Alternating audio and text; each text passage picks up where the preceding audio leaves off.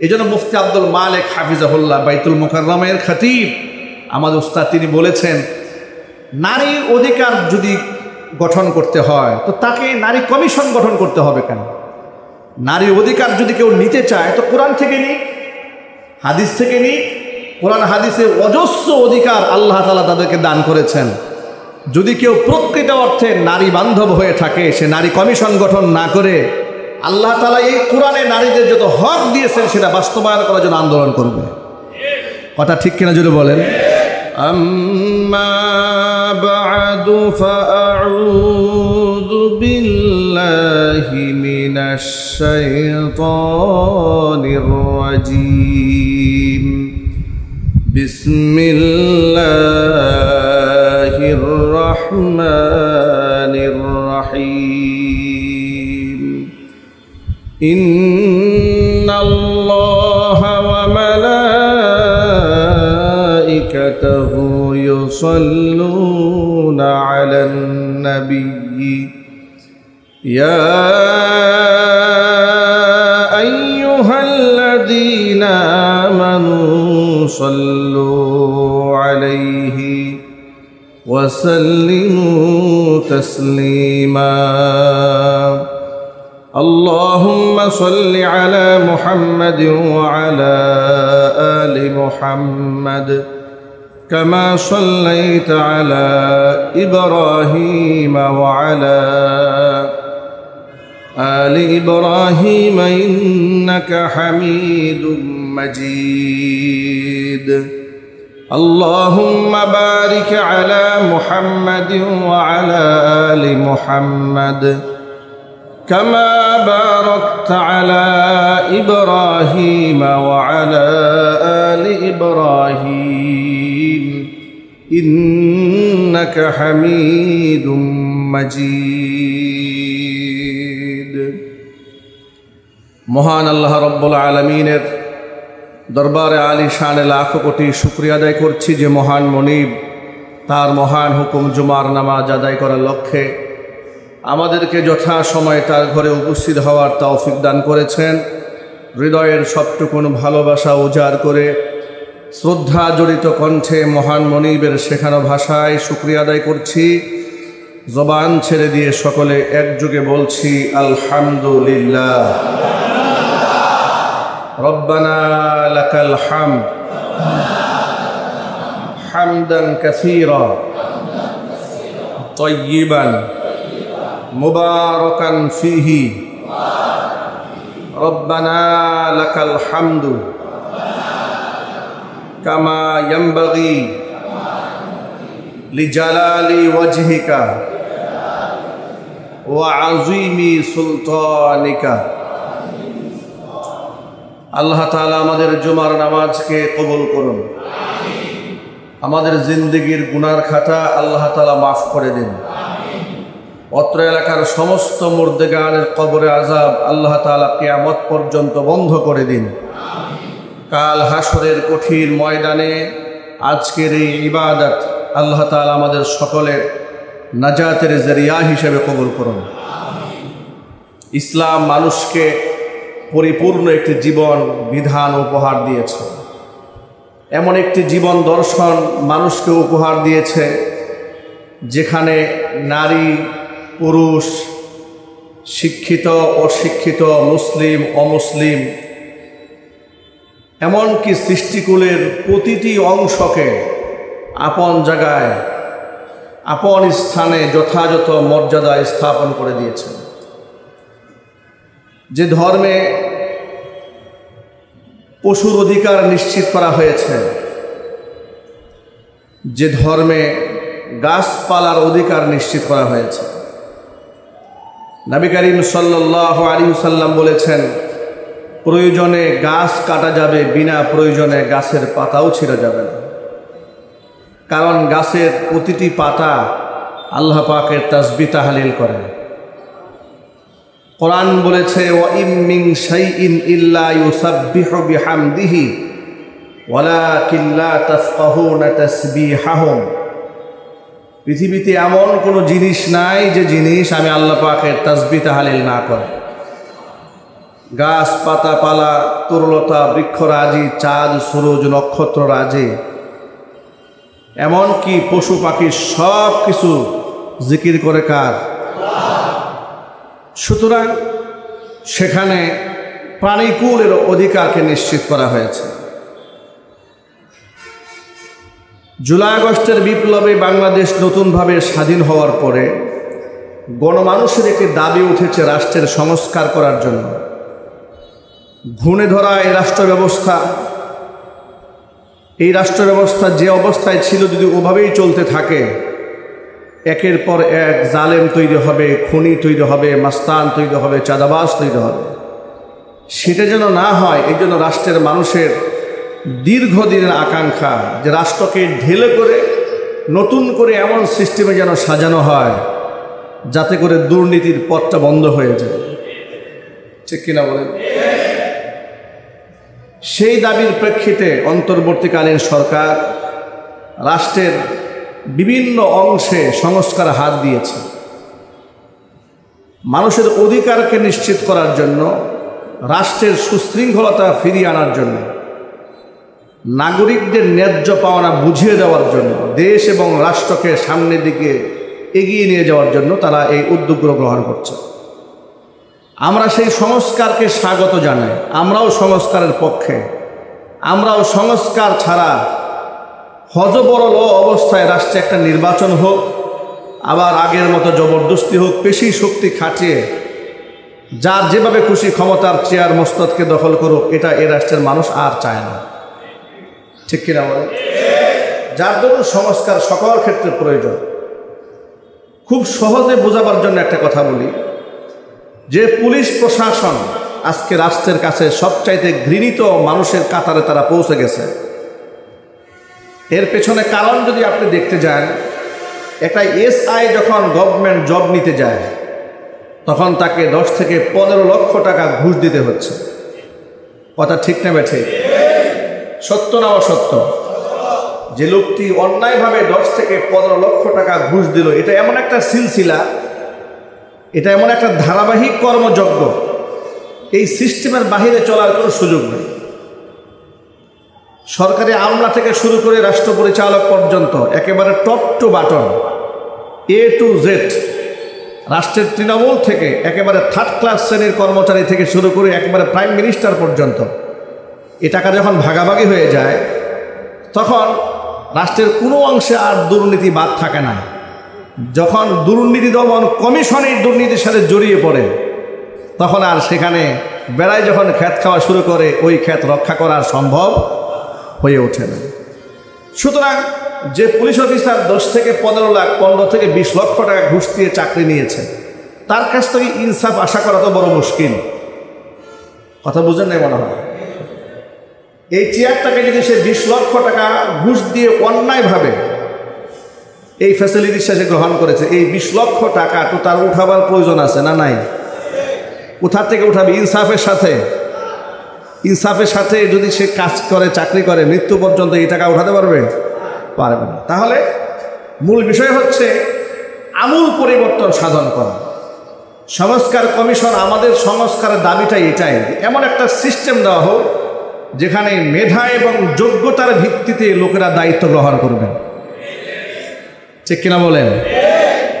মামা, চাচা, খালু, দুলাভাই এগুলা দেখে যেন মানুষ দায়িত্ব গ্রহণ না করে।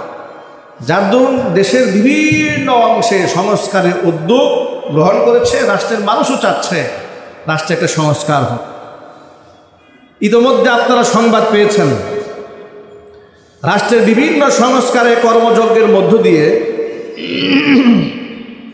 নারী সংস্কার কমিশন গঠিত হয়েছে বাংলাদেশে। বিগত বছরগুলোতেও নারীবাদীরা নারী অধিকারের নামে তারা বাংলাদেশে অনেক প্রপাগান্ডায় ছড়াতে চেষ্টা করেছে। যেমন আমাদের খুব স্পষ্ট মনে আছে, নারী উন্নয়ন নীতিমালা 2011 প্রণয়ন করার লক্ষ্যে 2011 সালে যখন এই নারীবাদীরা আন্দোলন শুরু করলো, সরকারের কাছে প্রস্তাবনা পেশ করেছিল। কোরআন মাজিদের সূরা নিসার 11 নম্বর আয়াত, লিযযাকারি মিসলু হাজ্জিল উনসাইন, উত্তরাধিকার সূত্রে একটা মেয়ে যা পাবে ছেলে তার দ্বিগুণ পাবে। এই আইনটাকে বাদ দিয়ে তারা বলেছিল আল্লাহর কোরআনের আয়াত নারীদের উপর জুলুম করেছে, সুতরাং নারী এবং পুরুষকে সমান বানিয়ে দিতে হবে, পুরুষও যা পাবে নারী ও পৈতৃক সম্পত্তির মধ্যে তাই পাবে। 2011 সালের কথা আমার মনে আছে, তখন মুফতি আমিনী রাহিমাহুল্লাহ জীবিত ছিলেন। তিনি হুঙ্কার দিয়েছিলেন, তাম্মাত কালিমাতু রাব্বিকা সিদকা ওয়া আদলা লা মুবাদ্দিলা লিকালিমাতিহি। আল্লাহর আয়াত পরিপূর্ণ হয়েছে ইনসাফের উপর ভিত্তি করে, সততা এবং ন্যায়পরায়ণের উপর ভিত্তি করে আল্লাহর আয়াত পৃথিবীতে পূর্ণতা পেয়েছে। আল্লাহর আয়াতের পরিবর্তন করার অধিকার কারো নাই, ঠিক কিনা? তিনি আল্লাহর কোরআনের আয়াতের উপর 2011 সালে তৎকালীন যুগের সরকারকে হাত দিতে দেননি, সংগ্রাম করেছিলেন, মিছিল মিটিং করেছিলেন, রাজপথে ঝাঁপিয়ে পড়েছিলেন, গোটা দেশে তিনি হরতালের ডাক দিয়েছিলেন। গোটা দেশের মানুষ স্বাচ্ছন্দ্যে হরতাল পালন করে নারী উন্নয়ন নীতিমালা 2011 প্রতিবাদ করে আল্লাহর আয়াতের বিরুদ্ধাচরণকারীদের বিরুদ্ধে রুখে দাঁড়িয়েছিলেন। এভাবে নারীবাদীরা, এটা নতুন নয়, যুগের পর যুগ ধরে চেষ্টা চালাচ্ছে। একে তো এদেশের মানুষ ধর্মপ্রাণ, ধর্মীয় স্মৃতি আছে তাদের অন্তরে, এটাকে নষ্ট করার জন্য প্রোপাগান্ডার কোনো শেষ নাই। সভা, সেমিনার, সিম্পোজিয়াম, পত্রপত্রিকার লিখনি, সব ক্ষেত্রে তারা ইসলাম ফোবিয়ায় ভুগেছে, মানে ইসলাম একটা আতঙ্কের নাম। এভাবে মানুষের সামনে বুঝিয়ে নারী বান্ধব হিসেবে নিজেদেরকে পরিচয় দিয়ে নারী অধিকারের নামে এই দেশের মানুষের ইমানি চেতনার বিরুদ্ধে দাঁড়িয়ে ভিন্ন দেশের কিছু এজেন্ডা বাংলাদেশে বাস্তবায়ন করার জন্য তারা বিগত জীবনে বহুবার চেষ্টা করেছে। তারই ধারাবাহিকতায় নারী কমিশন গঠন হয়েছে, নারী সংস্কার কমিশন।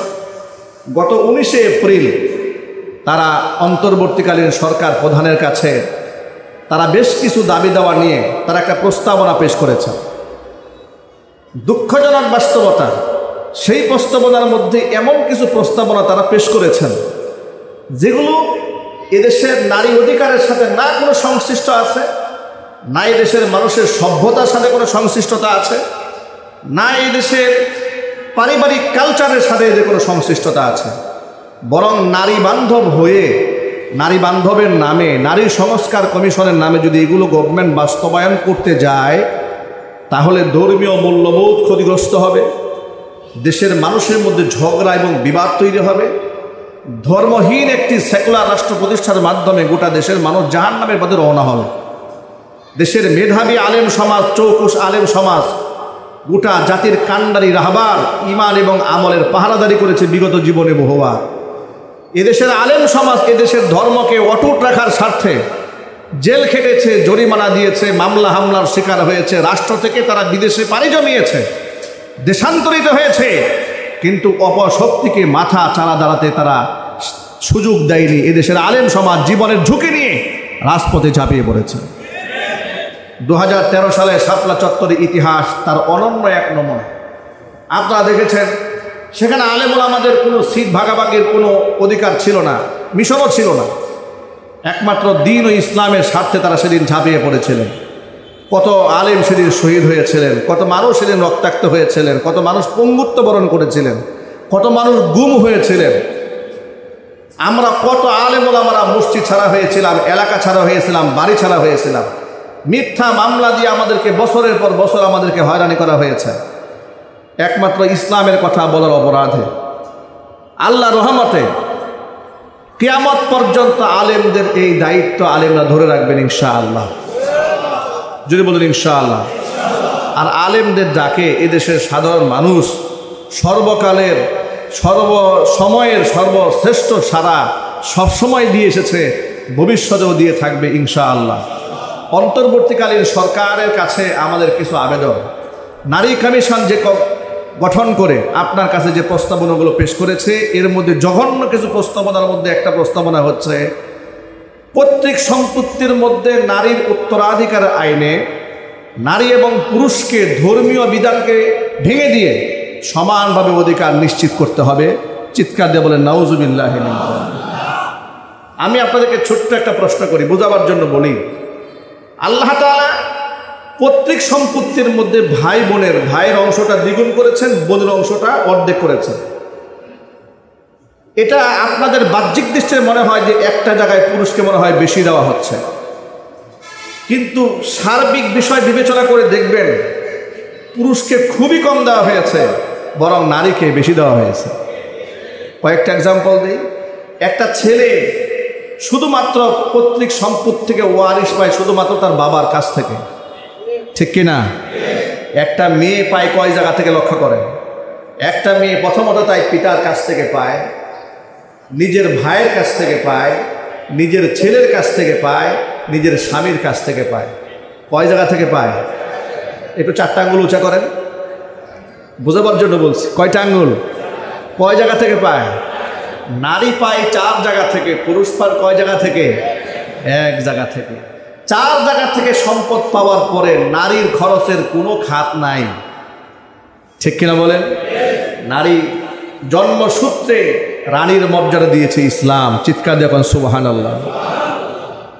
ইসলামী শরীয়ত বলেছে ছেলে বালেগ হয়ে গেলে তার নিজের দায় দায়িত্ব নিজের উপর অর্পিত হয়ে যায়। ইসলাম বলেছে মেয়ের ক্ষেত্রে মাসআলা ভিন্ন। মেয়ে জন্মসূত্রে পিতার অধীনে থাকবে, যতদিন না পর্যন্ত তার বিবাহ না হয় ততক্ষণ পর্যন্ত সে তার স্বামী তার পিতার অধীনেই থাকবে, সব দায় দায়িত্ব তার পিতার। মেয়েটি যখন স্বামীর অধীনস্থ হয়ে যাবে দায় দায়িত্ব সব চলে যাবে স্বামীর উপরে। স্বামী যদি মারা যায় সব দায় দায়িত্ব সন্তানের কাঁধে পড়ে যাবে। চিৎকার দিয়ে সুবহানাল্লাহ। এর মানে হচ্ছে নারী সারা জীবন রানীর মর্যাদায় থাকবে। হয়তো তার দায়িত্ব তার বাবা গ্রহণ করবে, না হয় স্বামী গ্রহণ করবে, না হয় ভাই গ্রহণ করবে, না হয় ছেলে গ্রহণ করবে। কেউ না কেউ তার দায়িত্ব গ্রহণ করেই যাবে। নিজের পক্ষ থেকে খরচ করার কোনো খাত ইসলাম নারীকে দান করে না। এই নারীটা যখন বিবাহ করতে যাবে তখন নারীকে মহারণা দিতে হয় পুরুষের পক্ষ থেকে। কথা ঠিক না ঠিক বলেন তো ভাই? সেটা হোক 50,000, 1 লাখ, 1.5 লাখ, 2 লাখ, 5 লাখ, 10 লাখ। একটা শিল্পপতি মেয়েকেও যদি আপনি বিবাহ করেন, মহর কি আপনি দিবেন নাকি নারী আপনারে দেবেন? কথা বুঝেন নাই? আপনি যদি একটা বড়লোক মেয়েকে বিবাহ করেন, ধরেন সে শিল্পপতি, 100 কোটি টাকার মালিক, আপনি বিবাহ করতে যাচ্ছেন তাকে, মহর কি মহিলা আপনারে দেবেন না আপনি স্ত্রীকে দেবেন? আপনি স্ত্রীকে দেবেন। এটা মানে হচ্ছে এখানেও খরচের খাত নারীর না পুরুষের? এখানেও খরচের খাত পুরুষের। মানে মেয়ের খরচের কোনো জায়গা নাই। আপনি অলিমা অনুষ্ঠান করবেন, সেখানেও খরচ পুরুষের। আপনার বাড়িতে শ্বশুর বাড়ি থেকে যত লোক এসেছে সেখানেও খরচের খাত আপনার। পৃথিবীতে সন্তান আগমন করেছে, সন্তান ভরণ পোষণ দেওয়ার দায়িত্ব স্বামীর। এর মানে হচ্ছে পুরুষকে শুধুমাত্র একটা জায়গায় দ্বিগুণ দেওয়া হয়েছে, কিন্তু একটা জায়গায় দ্বিগুণ দেওয়ার পরে অসংখ্য দায় দায়িত্ব দিয়ে ভরপুর করে দেওয়া হয়েছে, তাকে জিম্মাদার বানিয়ে দেওয়া হয়েছে। পক্ষান্তরে নারী পেল বাবার কাছ থেকে, নারী পায় ছেলের কাছ থেকে, নারী পায় ভাইয়ের কাছ থেকে, নারী পায় স্বামীর কাছ থেকে। 4টা জায়গার থেকে সম্পদ পাওয়ার পরে নারীর খরচের কোনো জায়গা নাই। যতটুকুন পায় পুরোটাই রিজার্ভ থেকে যায়। সুবহানাল্লাহ বলে। এবার আপনারা বলেন আল্লাহ তাআলা নারীকে ঠকিয়েছেন? আরো জোরে বলুন। নারীকে জিতিয়ে দিয়েছেন। কল সুবহানাল্লাহ। নাস্তিকেরা, এরা তো কোরআন পড়ে না, কোরআন সম্পর্কে এদের কোনো আইডিয়া নাই। ইসলাম যে কত সুন্দর দর্শন পৃথিবীতে, এই জন্য মুফতি আব্দুল মালিক হাফিজাহুল্লাহ বাইতুল মুকাররমের খতিব আমাদের উস্তাদ, তিনি বলেছেন নারীর অধিকার যদি গঠন করতে হয় তো তাকে নারী কমিশন গঠন করতে হবে। কেন? নারীর অধিকার যদি কেউ নিতে চায় তো কোরআন থেকে নিক, হাদিস থেকে নিক। কোরআন হাদিসে অজস্র অধিকার আল্লাহ তাআলা তাদেরকে দান করেছেন। যদি কেউ প্রকৃত অর্থে নারী বান্ধব হয়ে থাকে, সে নারী কমিশন গঠন না করে আল্লাহ তাআলা এই কোরআনে নারীদের যত হক দিয়েছেন সেটা বাস্তবায়ন করার জন্য আন্দোলন করবে। কথা ঠিক কিনা জোরে বলেন? এটা কত বড় জঘন্য আইন! তারা সরাসরি আল্লাহ পাকের কোরআন শরীফের সূরা নিসার 11 নম্বর আয়াতের বিরুদ্ধে কমিশন জমা দিয়েছে। এটাকে আইন করে বাস্তবায়ন করার জন্য তারা চেষ্টা করেছে। দেখুন, একদিক থেকে এটা ধর্মীয় বিধিবিধানের লঙ্ঘন, 1। 2 নম্বর, এটা সমাজ প্রথাকে ধ্বংস করে দেওয়ার জন্য কত জঘন্য আইন। হাজার হাজার বছর ধরে ভাই পেয়েছে দ্বিগুণ, বোন পেয়েছে সম্পদে অর্ধেক, এভাবে এখানে যারা বসে আছেন প্রত্যেকের বন্টন নামা এভাবেই হয়ে এসেছে। যদি 2025 সালে এসে ডক্টর মোহাম্মদ ইউনূসের নেতৃত্বে রাষ্ট্রে এমন কোনো আইন হয়, ভাই আর বোন এখন সমান হয়ে যাবে, আপনারা কি মনে করেন প্রত্যেকটা ঘরে ঘরে শুধু শান্তির বাতাস বয়ে যাবে? প্রতিটা ঘরের মধ্যে গৃহযুদ্ধ লেগে যাবে। কথা ঠিক না ঠিক জোরে বলে? প্রতিটা ঘরে আগুন লেগে যাবে, সমাজ কথা ভেঙে যাবে। মামাদের সাথে ভাগিনাদের যে একটা মহাব্বতের সম্পর্ক আছে সেটা ছিন্ন ভিন্ন হয়ে যাবে। ভাগিনারা এসে বলবে, বুট বাজারে তো মামুর বাড়ি আছে, আমার মা তো অর্ধেক নিয়েছে, বাকি অর্ধেক তো মামুর কাছে আছে, মামু বাকি টাকাটা দিয়ে দেন। বেশি না দিলে অসুবিধা, কেন্দ্রীয় মসজিদের পাশে যে প্লটটা আছে ওটা আমরা দিয়ে দেন, যেহেতু আমার তো মামুর বাড়ি আবদার তো আছেই, কি আছে না? এই প্রথা এভাবে ভেঙে দিয়ে গোটা সমাজ ব্যবস্থার মধ্যে একটা বিশৃঙ্খল পরিবেশ তৈরি হয়ে যাবে। সুতরাং এই কমিশনটা এটা কোনো সুচিন্তিত কমিশন নয়, এটা হচ্ছে বোতল খাওয়া কমিশন। সমাজ ব্যবস্থা ভেঙে দেওয়ার জন্য এই প্রস্তাবনা তারা পেশ করেছে। সুতরাং একদিক থেকে এটা কোরআনের আয়াতের লঙ্ঘন, দ্বিতীয় হচ্ছে সমাজকে ধ্বংসের মুখে ঠেলে দেওয়ার জন্য একটা বড় একটা কারণ, যা আমরা সুস্থ মস্তিষ্কে আমাদের জ্ঞান থাকা সত্ত্বে আমরা এটা কোনোদিন মেনে নিতে পারি না। প্রথম অংশ, নারী কমিশন আরো জঘন্য যে কাজ করেছে, তারা বলেছে যে সমস্ত মেয়েরা বাজে কাজ করে, দেহ ব্যবসা করে, তাদেরকে শ্রম আইনে শ্রমিকের মর্যাদা দিতে হবে।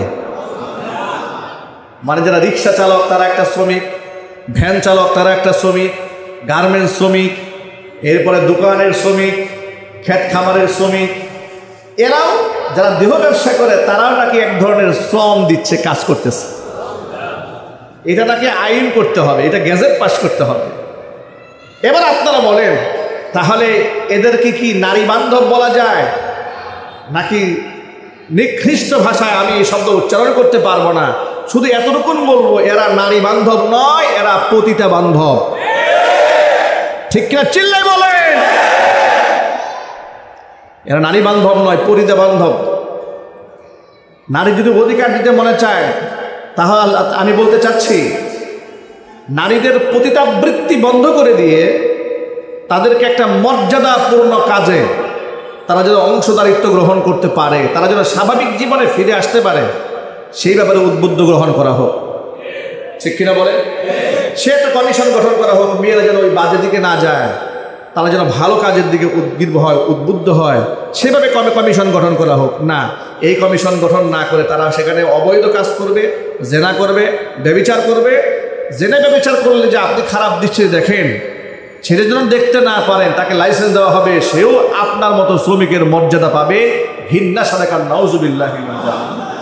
এটা কি এই সমাজ প্রথার বিরুদ্ধাচরণ নয়? এটা কি আল্লাহ পাকের কোরআনের বিরুদ্ধাচরণ নয়?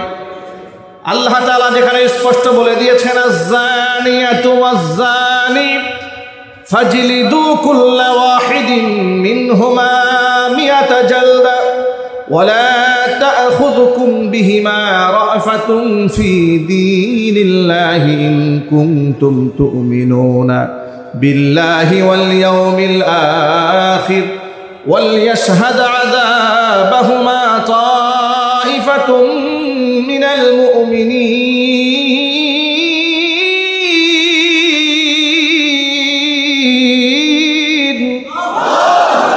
আল্লাহ পাক বলেছেন, আয-যানিয়াতু ওয়াজ-যানি, নারী পুরুষ যদি অবিবাহিত হয়, ফাজলিদু কুল্লা ওয়াহিদিন মিনহুমা মিয়াতা জালদা, এরা যদি জিনা ব্যভিচার করে প্রমাণ পাওয়া যায়, তাহলে এদের প্রত্যেককে নারী এবং পুরুষে 100 করে বেত্রাঘাত করবে। খবরদার এদেরকে পিটাবার সময় ওয়ালা তাখুযকুম বিহিমা রাফাতুন, এদের ভিতরে শাস্তি প্রয়োগ করতে গিয়া অন্তরের মধ্যে যেন মায়ার উদ্রেক না হয়, এমন যেন না হয় একেবারে অল্প বয়সের মেয়ে না হয় একটা অন্যায় করে ফেলেছে, এতগুলো মাইট দেব, মায়া লাগে অন্তরে।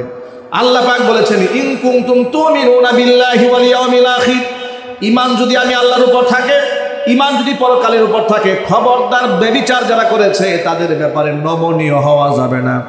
আর এই শাস্তি যখন প্রয়োগ করবে, এটা গোপনেও করতে পারবে না যে মান সম্মান নষ্ট হবে, এলাকার সবাই জানাজানি হয়ে যাবে, তাহলে অমুকে আর সমাজের মধ্যে চলতে পারবে না, এটাও যেন না হয়। দেখুন আমাদের দেশে যখন হোটেলগুলোর মধ্যে হানা দেওয়া হয় তখন মেয়েরা বোরকা দিয়া আড়াল করে নিজের চেহারাটাকে ঢেকে রাখতে চায়, কথা বলেন ঠিক কিনা? এখন আড়াল করা কেন? আল্লাহ পাক বলছেন খবরদার এদেরকে শাস্তি দেওয়া হবে প্রকাশ্য দিবালোকে। ওয়ালিয়াশহাদ আযাবাহুমা তায়ফাতুম মিনাল মুমিনিন, ইমানদারদের একটা অংশ এদের সাক্ষী থেকে উপস্থিত জনতার সামনে 100 বেত্রাঘাত করতে হবে। যেখানে জিনা ব্যভিচার করলে 100 বেত্রাঘাতের আইন দিয়েছে আল্লাহ, যদি অবিবাহিত হয়, বিবাহিত হলে মৃত্যুদণ্ডের আইন দিয়েছে। সেখানে নারী বান্ধবতার নামে নারী কমিশন তারা জমা দিয়েছে, যদি কেউ জিনা ব্যভিচার করে, দেহ ব্যবসা করে, তাকে শ্রমিকের মর্যাদা দিতে হবে। আল্লাহ পাকের কোরআনে কারিমের আয়াতের সুস্পষ্ট লঙ্ঘন, এটা ডক্টর মোহাম্মদ ইউনূসের কাছে তারা জমা দিয়েছেন।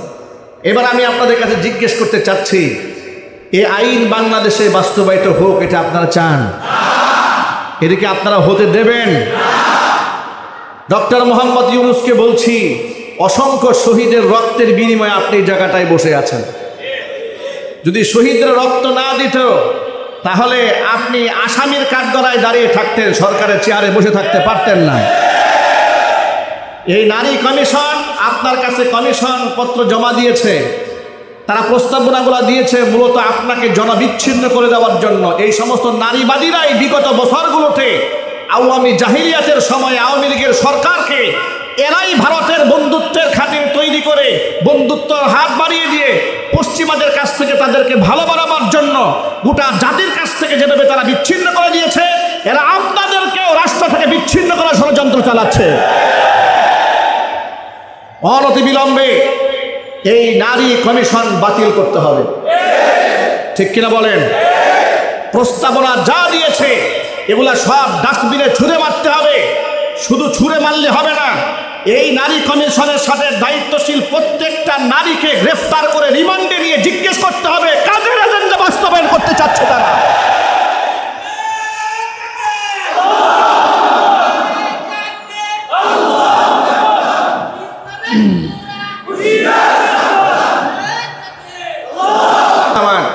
শুধু কি তাই, কমিশনে আরো দাখিল করা হয়েছে বহু বিবাহকে রোধ করতে হবে, বাল্য বিবাহ বন্ধ করে দিতে হবে। আমি আপনাদের জিজ্ঞেস করছি, বাল্য বিবাহ বেশি ক্ষতিকারক নাকি বাল্য প্রেম বেশি ক্ষতিকারক? সবাই জুড়ে বলেন। বাল্য বিবাহ নিয়ে এত মাথা ব্যথা, বাল্য প্রেম নিয়ে মাথা ব্যথা নাই কেন? একেবারে ক্লাস 6 থেকে শুরু করে স্কুল, কলেজ, বিশ্ববিদ্যালয়, এমনকি মাদ্রাসা পর্যন্ত এই ভাইরাস ছড়িয়ে পড়েছে। কথা বলতে হবে, ঠিক নেবে ঠিক? এই ভাইরাস যে ছড়িয়ে পড়ল, অবৈধ মেলামেশা হচ্ছে, জিনা ব্যভিচার হচ্ছে, অবৈধ প্রেম হচ্ছে, সেগুলো বন্ধের কোনো কমিশন নাই, কোনো আইন নাই। বিবাহ দিতে গেলেই দাঁড়িয়ে গেছে দ্বন্দ্ব, দাঁড়িয়ে গেছে চেতনা দ্বন্দ্ব দাঁড়িয়েছে, যা নারীরা বিরাট ক্ষতিগ্রস্ত হয়ে যাচ্ছে। হাদিসের মধ্যে এসেছে স্পষ্ট, শোনেন, নবী করিম সাল্লাল্লাহু আলাইহি ওয়াসাল্লাম মেয়ের জামাই হযরত আলীকে ডেকে বলেন, ইয়া আলী সালাসুন লা তুআখিরহা, 3টি কাজে কখনো বিলম্ব করবে না। 1 নাম্বার as-সালাতু ইযা আনাত, নামাজের ওয়াক্ত হয়ে গেলে খবরদার বিলম্ব করবে না, সময় মতো নামাজ পড়ে নিবে। 2 নাম্বার ওয়াল জানাজাতু ইযা হাদারাত, জানাজা উপস্থিত হয়ে গেলে জানাজার নামাজ আদায় করতে কাল বিলম্ব করবে না। 2 নাম্বার। 3 নাম্বার ওয়াল আইয়িমু ইযা ওয়াজাদতা লাহা কুফুয়ান, বিবাহের উপযুক্ত মেয়ের জন্য যোগ্য পাত্র যদি পেয়ে যাও, খবরদার খবরদার বিবাহ দেওয়ার ক্ষেত্রে বিলম্ব করবে না। বিবাহকে ইসলামে এত বেশি সহজ করা হয়েছে, নবী করিম সাল্লাল্লাহু আলাইহি ওয়াসাল্লাম বলেছেন, আইসারুহা মাউনা, যে বিবাহের মধ্যে সবচেয়ে খরচ কম, ওই বিবাহের মধ্যে আল্লাহ তাআলা সবচেয়ে বেশি বরকত নাজিল করে দেন। বিবাহকে একদম সহজ করা হয়েছে। বিবাহ বহির্ভূত অবৈধ সম্পর্ক বেশি কঠোর করা হয়েছে ইসলামে, পক্ষান্তরে বিবাহকে একদম সহজ করা হয়েছে। বিবাহ যদি সহজ হয় যুবকদের চরিত্র ভালো থাকবে, মেয়েদের চরিত্র ভালো থাকবে। ঠিক কিনা বলেন? এই নারী কমিশন যে আইন প্রস্তাবনা করেছে, যে প্রস্তাব দিয়েছে, সেখানে জিনা ব্যভিচারকে সহজ করা হয়েছে, বিবাহকে কঠিন বানিয়ে দেওয়া হয়েছে। সেখানে বলা হয়েছে বাল্য বিবাহ রোধ করতে হবে। আরেকটা প্রস্তাবনা, জঘন্য প্রস্তাব দিয়েছে কোরআনের আয়াতের বিরুদ্ধে, যে বহু বিবাহ রোধ করতে হবে। এই যে দ্বিতীয় বিবাহ, তৃতীয় বিবাহ, চতুর্থ বিবাহ, এটা আইন করে বন্ধ করতে হবে। নাউজুবিল্লাহ বলবেন না? দ্বিতীয় বিবাহ, তৃতীয় বিবাহ, চতুর্থ বিবাহ, এই যে বিবাহের আইন, এটা কোরআন শরীফে আছে না নাই? সূরা নিসার মধ্যে আল্লাহ তাআলা বলেছেন, ফানকিহু মা তাবা লাকুম মিনান নিসাই মাসনা ওয়া সুলাসা ওয়া রুবা। দুটা দুটা, তিনটা তিনটা, চারটা চারটা তোমরা বিবাহ করবে, তোমাদের যতগুলো পছন্দ হয়। কিন্তু খবরদার, ওয়া ইন খিফতুম আল্লা তাদিলু ফাওয়াহিদাতান, যদি এরকম মনে হয় যে তুমি সমতা রক্ষা করতে পারবে না, স্ত্রীদের মধ্যে ইনসাফ করতে পারবে না, তাহলে তুমি কয়টা করবে? তাহলে তুমি একটা বিবাহ করবে। কিন্তু একটা বিবাহের শ্রেষ্ঠত্ব ইসলামে বোঝানো হয় নাই। তাহলে বোঝানো হয়েছে একাধিক বিবাহই আল্লাহর কাছে বেশি পছন্দনীয়। ঠিক কিনা বলেন? একাধিক বিবাহ কার কাছে বেশি পছন্দনীয়? এখন শুনেন কেন একাধিক বিবাহ এটাকে খারাপ দৃষ্টিতে দেখা হয় আমাদের সমাজে। কেউ যদি 10টা অবৈধ প্রেম করে তারে খারাপ বলা হয় না, কিন্তু বিবাহ যদি 2টা করে বলে সর্বনাশ হয়ে গেছে, ওই হুজুরের পিছনে আর নামাজ পড়া যাবে না। কয় হুজুরের চরিত্র খারাপ। বলে কি হয়েছে? কয় হুজুর আরেকটা বিয়ে করছে। কি আছে না নজরে বলেন? যে আবার হুজুরের এই সমালোচনা করছে, উনি আরেকটা বিবাহ করছেন, পরে যদি ভালো করে সার্চ করেন, ও দেখবেন ও 32টা মেয়ের সাথে অবৈধ প্রেম করে বেড়াচ্ছে।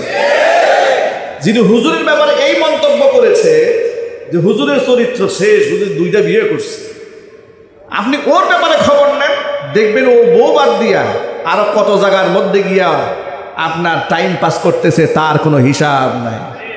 হুজুর যে টাইম পাস না করে বিবাহ করছে, এটাকে সে খারাপ দৃষ্টিতে দেখতেছে। এটাই হচ্ছে শয়তানের অপকৌশল। কথা বলতে হবে, ঠিক কিনা?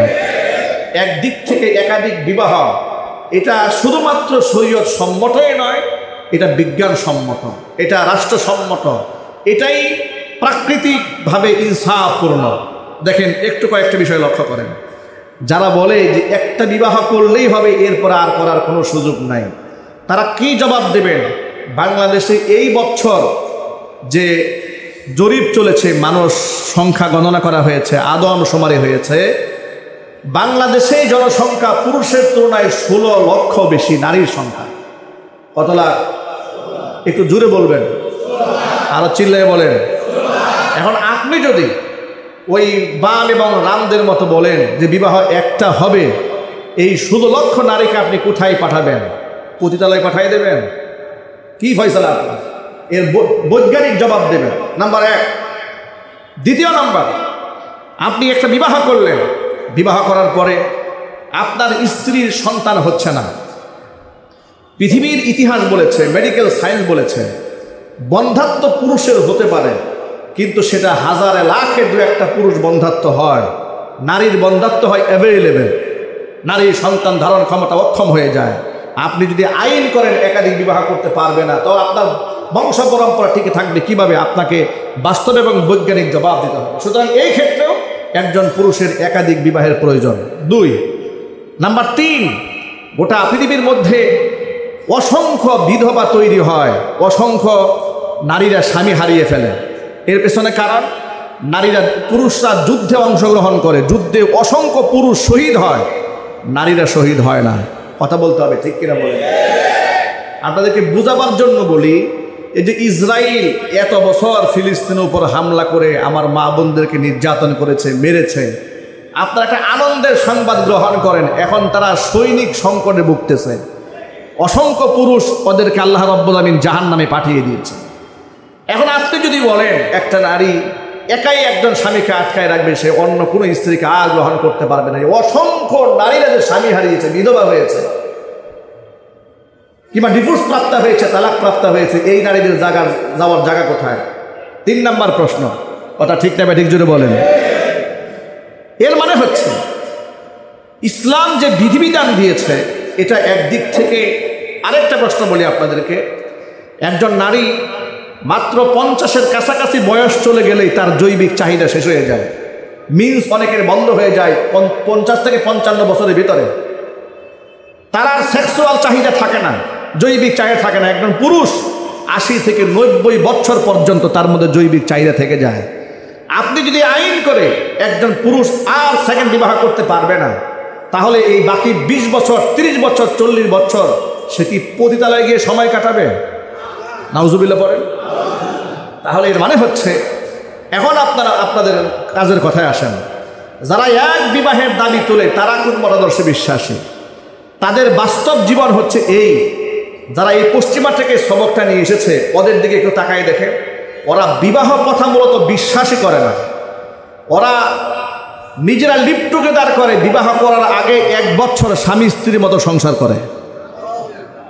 এরপরে তারা বলে যে 2-3 বছর সংসার করার পরে সিদ্ধান্ত নেব যে তারা বিবাহ করা যায় কিনা।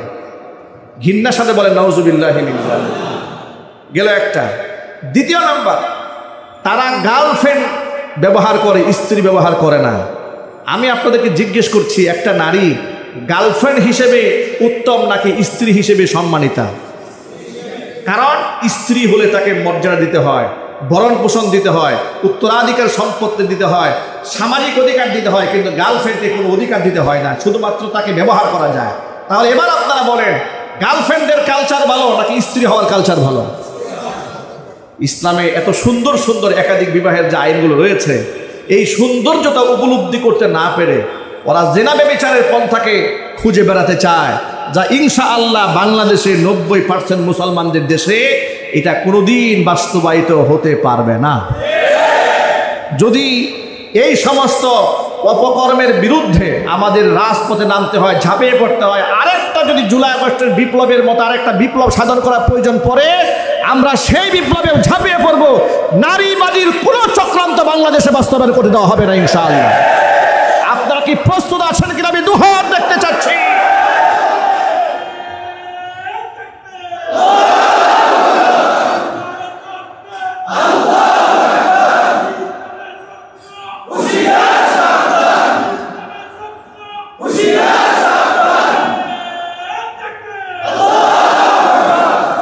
তারা আরেকটা জঘন্য প্রস্তাব দিয়েছে। তারা বলেছে রাষ্ট্র হচ্ছে একটা ইহজাগতিক সত্তা, সুতরাং রাষ্ট্রের কোনো ধর্ম থাকতে পারবে না। সুতরাং রাষ্ট্রের সংবিধান শুরু করতে গিয়ে বিসমিল্লাহির রহমানির রহিম লিখলে তো ইসলাম ধর্মকে সাপোর্ট দেওয়া হলো, এই বিসমিল্লাহির রহমানির রহিম সংবিধান থেকে বাতিল করতে হবে। নাউজুবিল্লাহ জোরে বলেন। এই হচ্ছে তাদের প্রস্তাবনা যে রাষ্ট্রের কোনো ধর্ম নাই। আচ্ছা আপনাদেরকে বলি, রাষ্ট্রের ভাষা আছে না? রাষ্ট্রভাষা কি?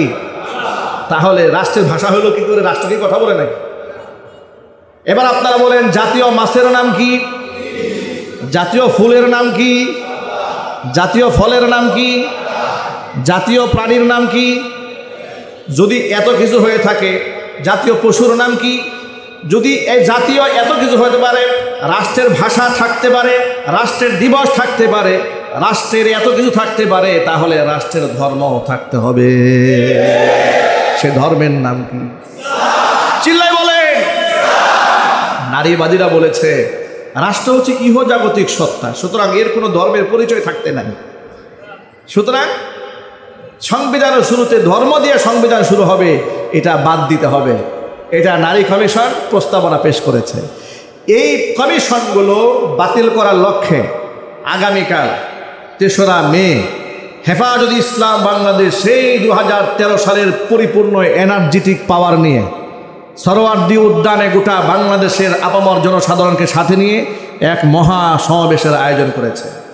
সকাল 9টার মধ্যে সরোয়ার্দী উদ্যান চলো চলো ঢাকা চলো, এই মিশনে বাংলাদেশের টেকনাফ থেকে তেঁতুলিয়া, রূপসা থেকে পাথুরিয়া পর্যন্ত এই আন্দোলন ছড়িয়ে পড়েছে।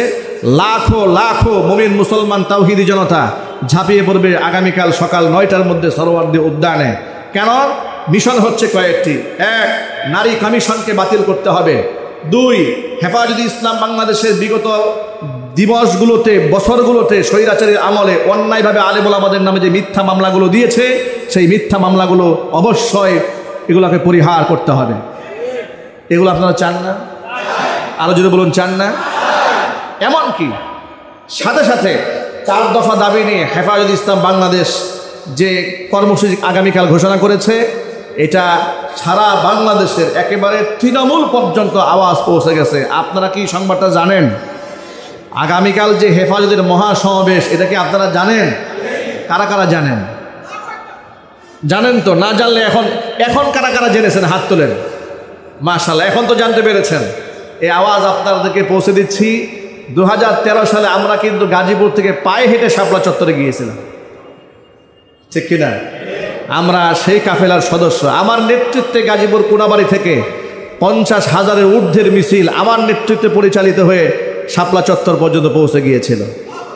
এবং সেই অপরাধে গাজীপুর বাইতুল মামুর জামি মসজিদে আমাকে তৎকালীন স্বৈরাচারের আমলে প্রশাসন দিয়ে ঘেরাও করা হয়েছিল। মসজিদ থেকে আমাকে দিনের বেলা জুমার নামাজে গ্রেফতার করার জন্য গাড়ি ভর্তি পুলিশ এসে মসজিদের সামনে ব্যারিকেড দিয়েছিল। আমার মুসল্লিরা সেখানে রুখে দাঁড়িয়েছিল। তারা বলেছিল, হুজুরের দিকে চোখ দিয়ে তাকালে আমরা চোখ উপড়ায় ফেলব।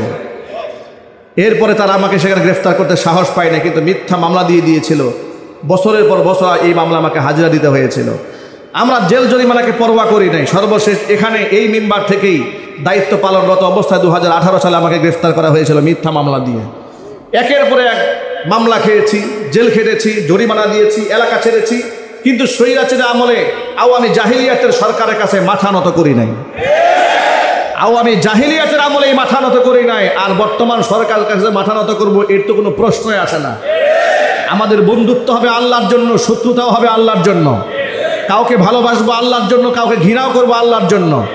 আগামীকালকে সরোয়ার্দী উদ্যানের সেই কাফিলার মধ্যে আমি সামিল থাকতেছি ইনশাআল্লাহ। আপনারা যাবেন তো ইনশাআল্লাহ? রাজি আছেন তো ইনশাআল্লাহ?